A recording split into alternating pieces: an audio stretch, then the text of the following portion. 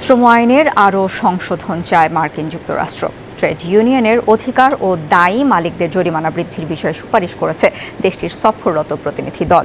সোমবার সচিবালয়ে এ নিয়ে আইনমন্ত্রী আনিসুল হকের সাথে বৈঠকে 5 সদস্যের মার্কিন প্রতিনিধি দল 11 দফা তুলে ধরেন। আইনমন্ত্রী বলেন, শ্রমিক ইউনিয়ন গঠন করার জন্য শ্রমিকদের সম্মতির হার কমানোর বিষয়ে বলছে মার্কিন প্রতিনিধি দল।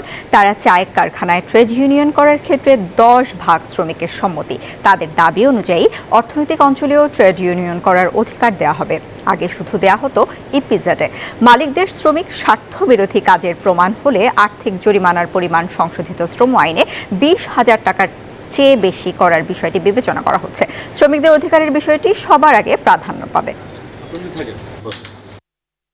বাংলাদেশ শ্রমিক আইন, বাংলাদেশ ইকোনমিক জোন অথরিটি যেটা হচ্ছে সেইখানে প্রযোজ্য হবে।